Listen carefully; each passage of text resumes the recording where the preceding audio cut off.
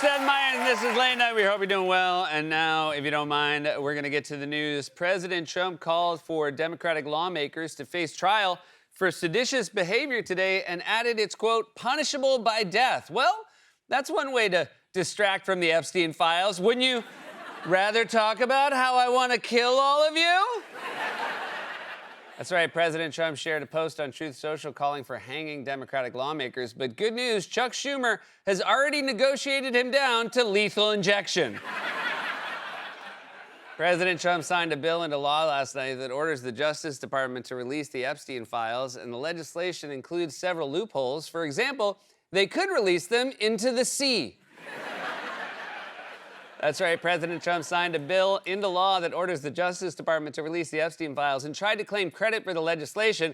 And he's right, none of this would have happened without him.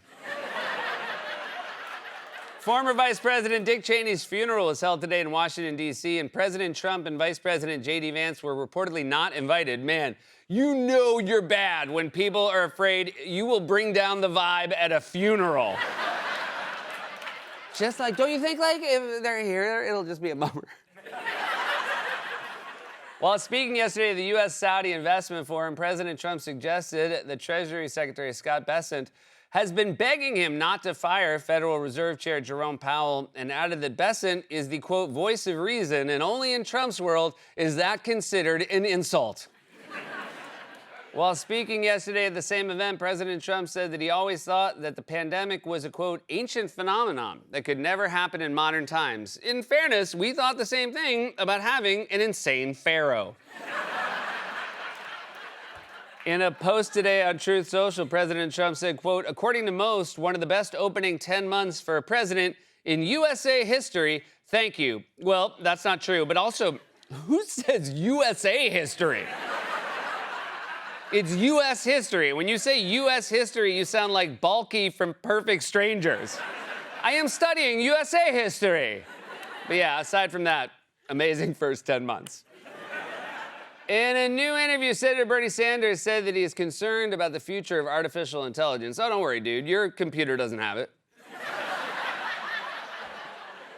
The discount retailers TJ Maxx, Marshalls, and HomeGoods say that the holiday shopping season is off to a, quote, strong start. This according to some recent pillows. A prisoner in Australia recently filed a lawsuit that claims the state's ban on Vegemite for inmates violates his human rights. Well, have you tried talking to the inventor of Vegemite? I assume he's in prison with you. And finally, NBC announced a new deal yesterday with Major League Baseball, because if you've got Chicago in your name, you're getting a show. And that was a monologue, everybody. We are off and running. We got a fantastic show for you tonight. She's an incredible actress, singer. You know her from work on Broadway in The Color Purple and films such as Harriet, Widows, and Wicked. Her new book, Simply More, is out now, and she's starring in Wicked for Good, which is in theaters and IMAX everywhere this Friday. Cynthia Erivo is back on the show, everybody. Very excited. And he is one of my favorite comedians and dear friend. You know him from Saturday Night Live, and I think you should leave. Check him out this Sunday, November 23rd, at the Beacon Theater here in New York as part of his nationwide comedy tour. He's also a member of Spider League. And I'm pretty sure he might be talking about that tonight, too. Our friend Brooks Wheelan will be joining us. Before we get to all that, you know, we often rib the president for being addled and deranged and possibly having dementia, but I have to give him credit where credit is due. Last night, he wrote a very concise and thoughtful post on social media about the Epstein files that put to rest many of the questions that have been haunting his administration, made it clear that he is laser-focused on getting to the truth, and I'm just with you. Look at how long this is! Is there no character limit on Truth Social? I haven't seen something that long and incoherent since my mom accidentally had voice-to-text on while she had a conversation with our neighbor Linda. For more on this, it's time for a closer look. After months of calling the Epstein files a hoax made up by Democrats, the president would now like you to know that actually the whole release the Epstein files thing, that was his idea. As everyone knows, I asked Speaker of the House Mike Johnson and Senate Majority Leader John Thune, to pass this bill in the House and Senate, respectively. No, you didn't. Don't try that move where you say, as everyone knows, in hopes that we're all going to say, everyone, but I didn't know. Am I out of the loop? Everyone knows the opposite was true because we saw it with our own eyes. You can try to get away with saying, as everyone knows, I have a huge penis, but don't do it while you're changing at the gym, because people are gonna check. I think gym is also effective. I think the teens are calling it gims.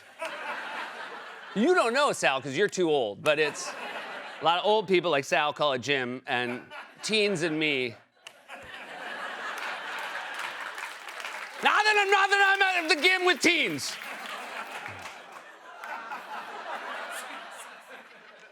I also like when Trump starts using big words like respectively. That's how you know he's spinning out. If things get any worse, his next post is going to say, heretofore, I have toiled many fortnights in quiet obscurity to secure the release of these most precious documents and make known henceforth that I was not friends with and thus never visited Jeff and the island, respectively. Let's not forget the same guy who is now claiming he told the House and the Senate to pass a bill to release the Epstein files also claimed not long ago that those same files were fake. These files were made up by Comey. They were made up by Obama. Why are we giving publicity to files written by Obama, crooked Hillary, Comey, Brennan, and the losers and criminals of the Biden administration? He really should just pick one of them as having written the fake Epstein files, because I find it hard to believe that whole group could work together. Now, Joe and I will start working on the fake files. Comey, Hillary, why don't you do the fake emails? I'd prefer not to work on emails with Jim Comey. Now, Hillary, I did what I thought was right with your email server. You! I got an idea. Instead of emails, I'm gonna fake a birthday card from Trump to Epstein. Gonna be a drawing of a naked lady. I'm gonna make the signature look like pubic hair.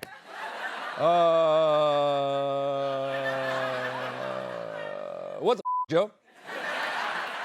I do think it's worth pointing out that none of those people were in office when Epstein was arrested and his files were seized. You know who was in office? You were. You want us to believe that Hillary, Obama, and Biden snuck into the DOJ while everyone was asleep and put your name in a bunch of documents. For one thing, Biden's not that slick. If the files were up one flight of stairs, toast. He would be toast. He's not exactly Tom Cruise in Mission Impossible. Trump insists his frustration is not about the Epstein files per se. It's about distracting from all the great work he is doing. We have nothing to do with Epstein. The Democrats do. All of his friends were Democrats. All I want for people to recognize the great job that I've done on pricing, on affordability, because we brought prices way down, but they're going way lower, on energy, on ending 8 wars and another one coming pretty soon, I believe. We've done a great job. And I hate to see that deflect from the great job we've done. If there's nothing bad in the Epstein files for you, then why would it deflect from the great job you've done? That just sounds even more suspicious. That's like if your spouse asks to look at your phone and you respond by saying, I don't want my DMs on Instagram to distract from how great our marriage is.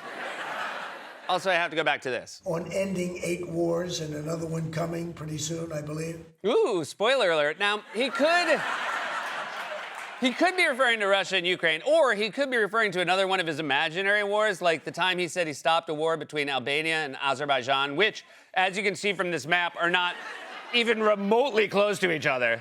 You know, they used to be right next to each other, but the fighting was so bad they eventually grew apart. I wonder what it'll be this time. Is it the brutal territorial conflict between Thailand and Antarctica? Maybe he's solved the simmering feud between Uruguay and Sri Lanka? Or maybe he's finally brokered a truce in the vicious, decades-long war between Madagascar and Zootopia. I remember the king came up to me, big lemur, strong lemur, tears pouring from his giant cartoon eyes down onto his long ringed tail, and I said, what do you want to do with the border between your two countries? And he said to me, I'll never forget, he said, Mr. President, sir, I like to move it. And I said, it's so true. That's the exact same thing I said when I was dancing with my very good friend, Jeffrey Epstein.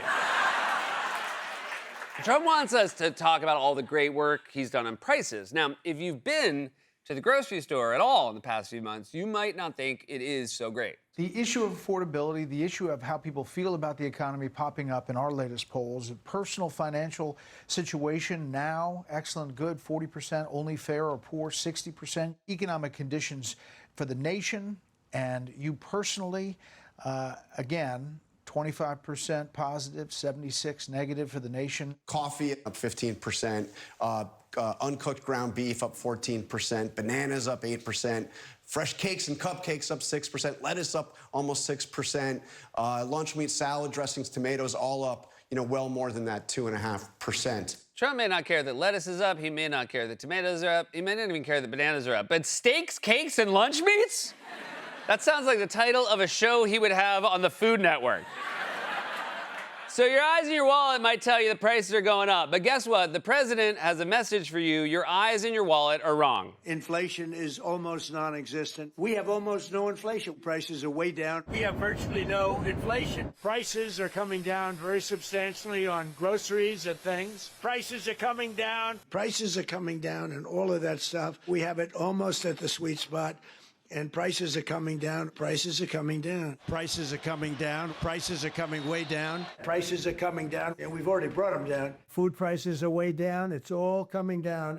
You never want to hear a president say the words, "it's all coming down." He sounds like he's playing Jenga. This is the greatest test yet of Trump's nearly mystical ability to lie his way out of any problem. He can lie about corruption or climate change or healthcare or fake wars that he fake solved, but he can't lie about numbers. People see with their own eyes every day at the grocery store. Trump is going to have to personally go around to every Kroger in the country and use his Sharpie to cross out the price of bananas and write, "Actually, they're free if you skip the checkout line. Just walk out the door right now. Quick run." But if you're out there grocery shopping and you're upset at how expensive things are, just know that you're actually being very mean to Mr. Trump. His approval rating now on the economy, according to, this is Reuters, is 34%. His disapproval is 58%. I'm not going to tell the American people how to feel, but it has only been 9 months. It's kind of unfair when someone has been there 9 months to put it all on them. Yeah, it's unfair. It's only been 9 months, actually 10 months, but who's counting? Certainly not me. Okay, fine, I'm counting. You want it in days? 304. But the point is, that's not enough time to lower prices. The president has been busy with more important stuff, like getting a crown from South Korea or a jet from Qatar, or wandering around on the roof of the White House to lay out his plans for a new ballroom like some sort of reverse Santa Claus. Are you here to bring us presents? No, I'm here to take your presents and trade them for a new golden toilet. But you heard Fox News, 9 months is not enough time to lower prices. And in fairness to Trump, he never said he could do it in 9 months. He was actually very specific about how much time he would need. When I win, I will immediately bring prices down starting on day one. That's right. He said he would lower prices on day one, but he never said day one of what? I will lower prices on day one of the Winter Olympics. Trump is learning the same hard truth that Joe Biden and the Democrats learned last year. You can't Jedi mind trick people into thinking the economy is better than what they feel in their lives every day. Trump may not be delivering on prices, but his approval ratings are definitely Coming down. This has been A Closer Look.